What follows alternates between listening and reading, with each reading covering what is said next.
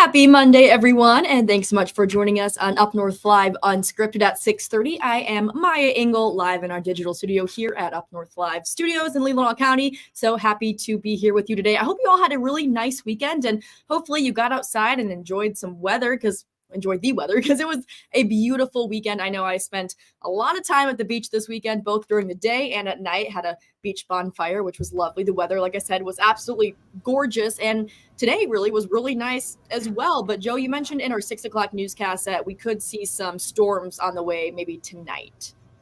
A beach bonfire. It was really fun. Where was my invitation? Oh no, it must have got lost in the mail. Yeah, I bet. No, it was a nice weekend. It was warm too, Maya. As you said, great beach weather. It was just a really nice one. I know we're going to get into Maine weather in a minute. I just want to show you, though, you were talking about those thunderstorms. Mm-hmm. Here's what we're looking at right now. And you can see these storms up in the UP. Some of these, there are a couple severe thunderstorm warnings up that way. I'm not so sure we're going to get much severe weather here, but we're kind of keeping a tab on that. And once those pass through, we should end up with what should be some pretty cooler, more comfortable weather, especially at night, Maya. It'd be good for sleeping coming up a little later in the week.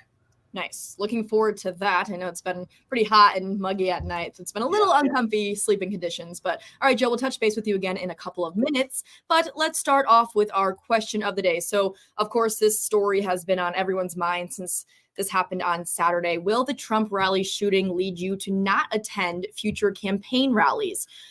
As of right now, 22% say yes, whereas 78% say no. And if you haven't voted yet, you can scan that QR code on your screen right now to let us know what your thoughts are on this. You can also leave a comment on the live stream, and I can read those live as you send them. So, like I said, this has been the top story in everyone's mind, I'm sure, ever since this incident happened on Saturday, and a very scary moment. And it's kind of crazy to go back and actually watch the video of the shooting happening. And in case you missed it, so Donald Trump was having a rally in Pennsylvania, and there were shots fired. One firefighter actually died. He was in the audience, whereas Donald Trump, he is okay. He did get a bullet kind of grazed his right ear, so he did get injured. Of course, he was okay, but the gunman's motive remains unclear, and many questions on how he was able to get so close to the rally still remain unanswered. So this kind of brings up another question of, okay, when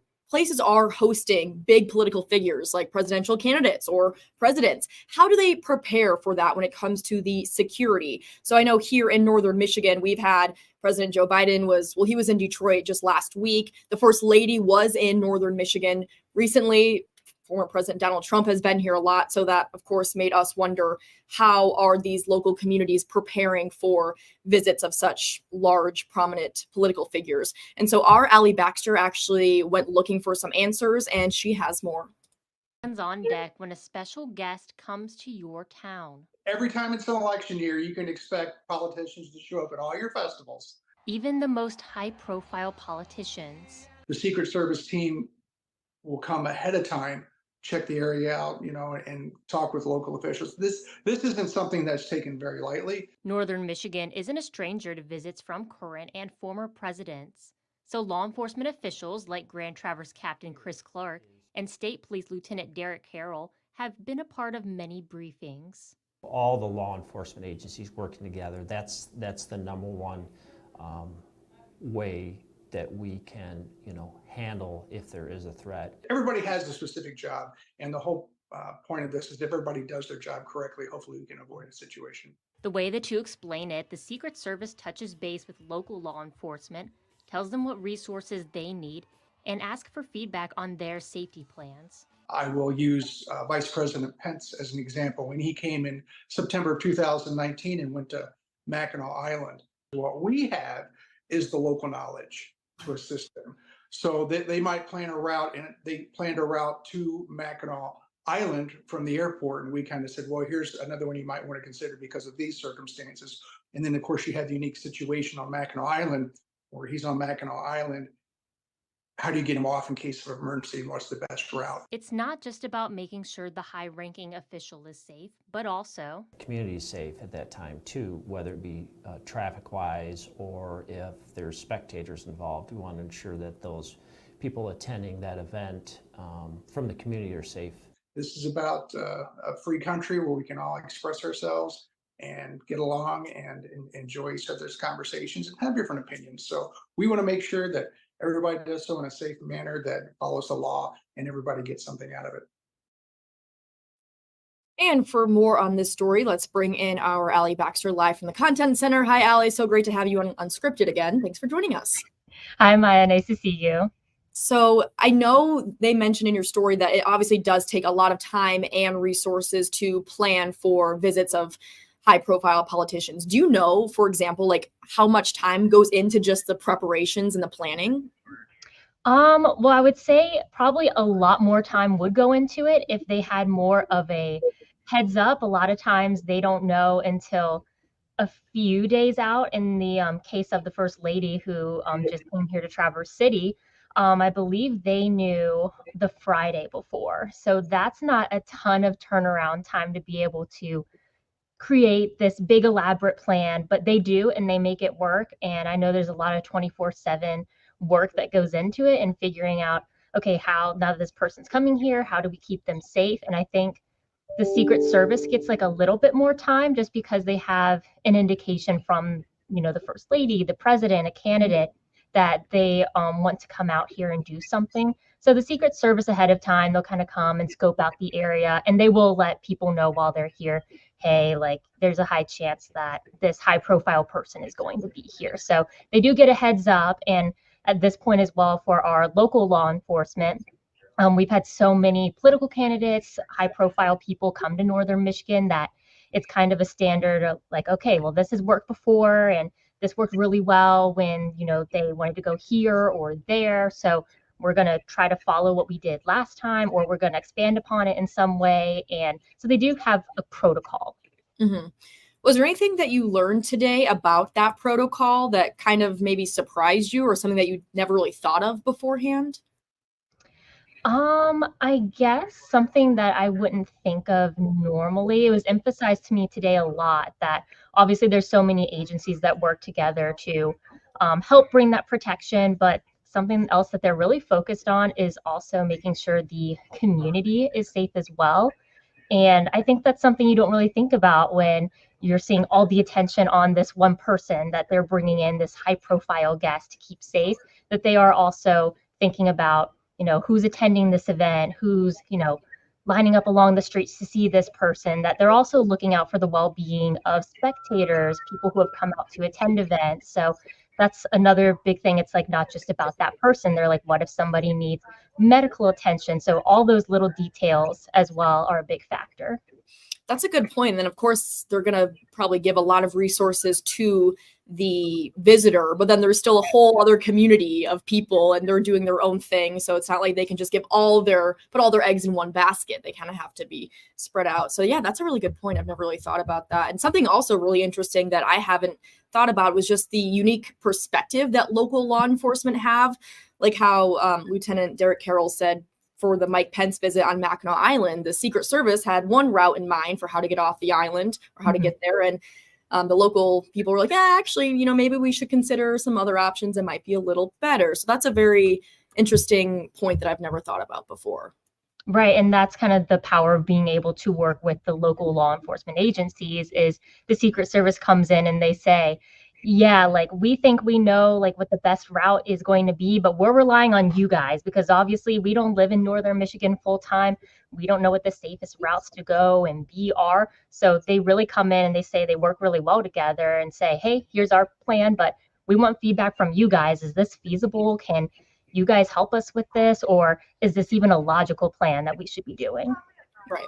And I'm not sure if you saw our question of the day today, Allie. I'm going to bring it up one more time. So will the Trump rally shooting lead you to not attend future campaign rallies? So I'm sure a lot of people, really only 22% right now have voted yes. But for those 22% who are worried about going to any sort of campaign rally or maybe even any sort of event that does involve a high profile person, do you think after speaking with law enforcement today, do you have any messages for those people who are maybe a little worried going forward? That's a really good question. And I would say, that again, there is like so much planning that is done. And especially after today, I know that they do focus a lot on the community and not just that person. And I think it is really easy to say, oh, they're just here making sure this person's okay, but what about me? What about my well-being? And I would say our local law enforcement here, for sure, that is a priority for them, and that is top of mind as well. And you know what? Since this is unscripted, I'm going to bring in Nicole Long, because she got to follow the First Lady around, and you were part of that media, I guess, the truck that was going with her. So Yeah. I would say you felt pretty protected as well, right? Yeah. Just as a person who was following her around all day. Yeah, and actually to the point of, keeping the community safe and making sure that everybody who's a part of those kind of community rallies and making sure they're okay. During one of the campaign events that the First Lady did, somebody did have a medical emergency, and I was told kind of this person had fainted. As that person was going down, Secret Service was very aware of the situation and almost caught it as it was happening.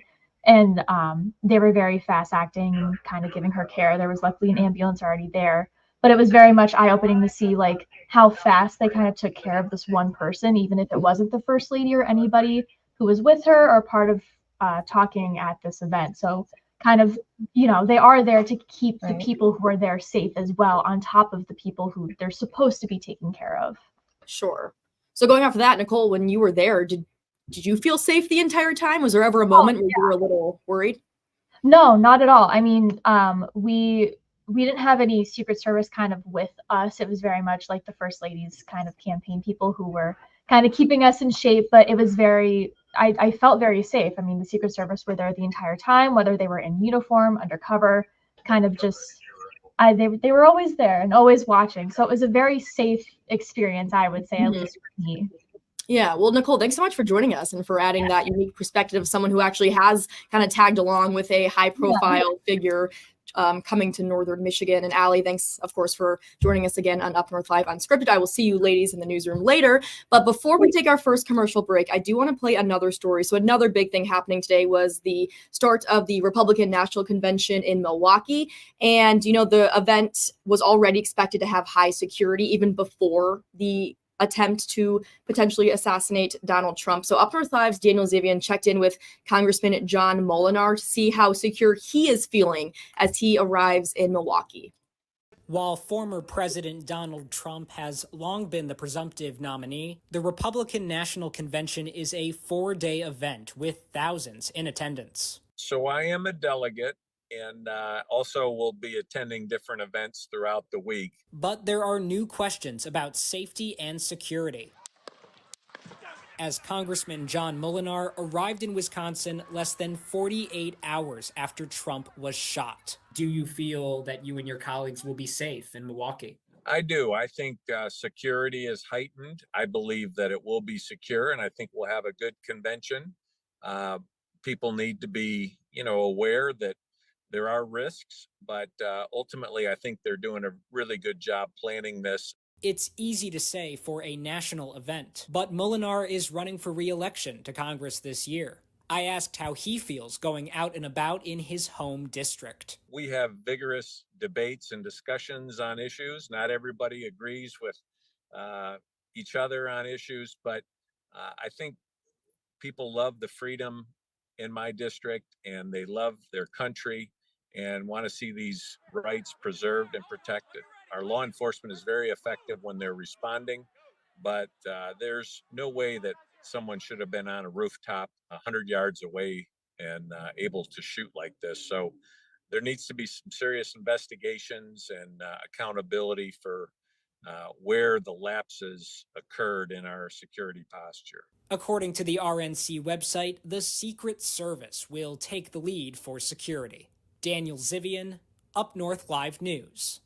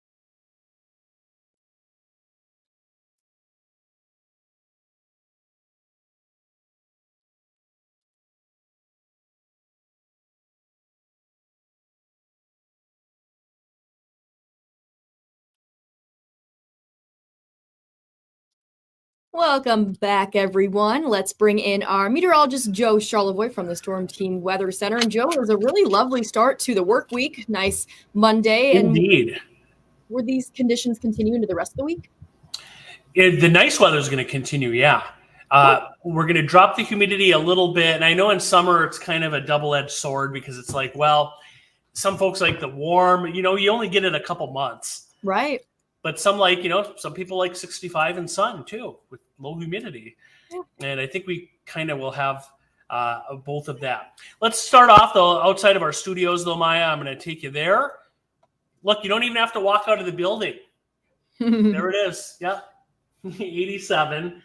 By the way, Traverse City did reach 90 degrees a little earlier today on what was a pretty warm one. Here are the current temperatures around the north. Again, a lot of 80s, close to 90 still at Alpena. These are the temperatures as of right now. It's 6:48. Cadillac 82, Grayling pretty warm, sitting at 86 degrees this evening.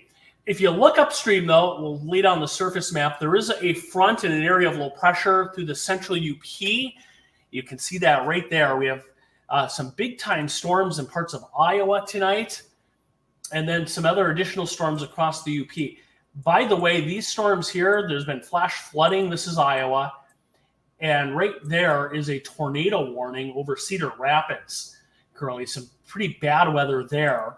And then back home across the UP, we've had some thunderstorms through here as well. And if these hold and maintain together, which I think they will, this is all out ahead of this cold front, we'll probably see some rain in the UP and Straits, maybe into northern lower Michigan a little bit later this evening. So that's something we're definitely keeping an eye on. And it kind of looks like this if we time this out. There's the storms right now, and kind of tell here 11, 12 o'clock, a little bit of this arriving up in the Straits. And then as that front passes through, we'll see some of these storms south of Cadillac tomorrow morning before we dry things out. We should get a pretty nice afternoon in tomorrow. So there's a look at 3 o'clock tomorrow. Looks good. No major issues going on. And then Wednesday, a couple showers passing through, but also some sun Wednesday. And after we get past Wednesday, we're going to see a little bit of a cool down right there. Temperatures, by the way, look at Wednesday, Maya, 60s. Wow. So cooling down a little bit, and then we can warm right back up into to the 80s for some spots. Not a lot of highlights in the extended forecast. So we had 80s and 90s today, or at least around 90 in some spots today. Tomorrow we're back into the 70s. The humidity drops. Wednesday, Tuesday night into Wednesday, chance for an isolated shower or thunderstorm. But look at Maya, Thursday through Monday, outside of maybe a slight shower on Sunday or small chance of a shower Sunday, it is dry and sunny for the most part. So that's a nice stretch of weather, and it'll be close to average too. We'll have mid-70s and low 80s coming up. So, I don't think any real complaints in the weather department. It looks pretty good overall, but maybe a couple storms overnight tonight. All right, thanks so much, Joe. We are going to take another quick break on Up North Live Unscripted, but we'll be back in a few minutes, and we will see what Sports Director Harrison Beebe is up to on this Monday evening. Stick around. We'll be right back.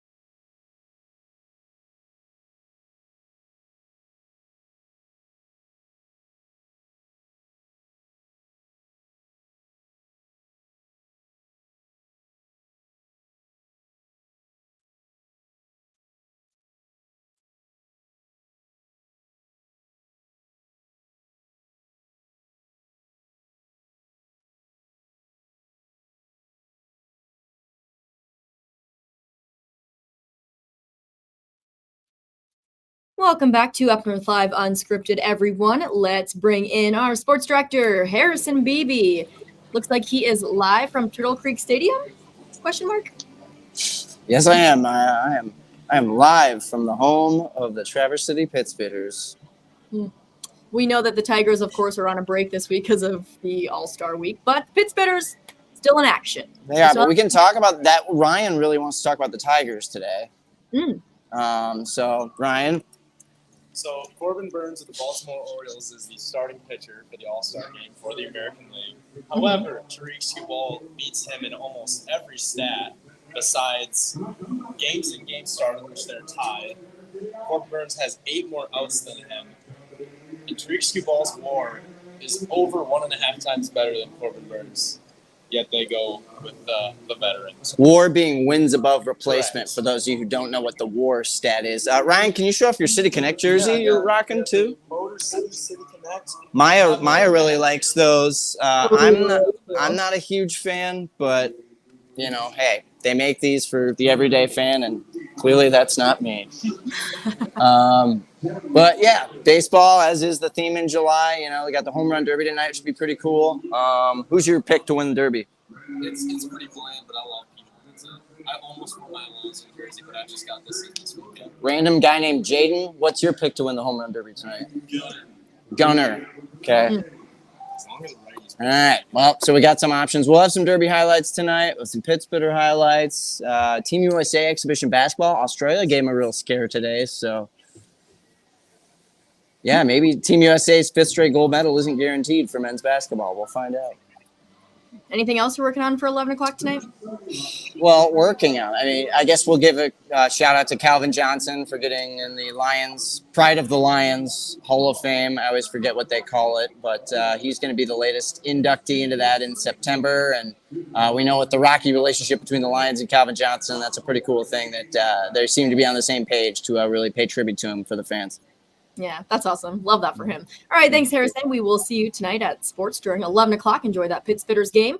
And we'll take another quick break here on Up North Live Unscripted. But don't go anywhere. We'll be right back in a few minutes.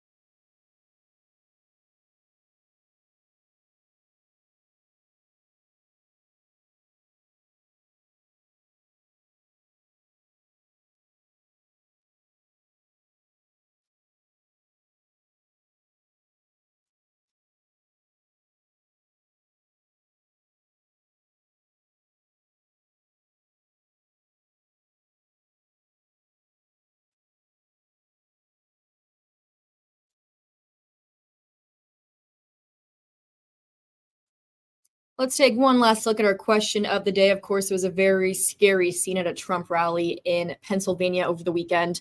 And that led to our question, which is, will the Trump rally shooting lead you to not attend future campaign rallies? 22% of voters say yes, 78% say no. If you haven't voted yet, you can scan that QR code on the screen right now to cast your vote. But that is all for Up North Live Unscripted on this Monday evening. Thanks so much for joining us. I hope you all had a great Monday and a great start to the work week. And we will see you back here tonight on Up North Live News at 11. Take care, everyone.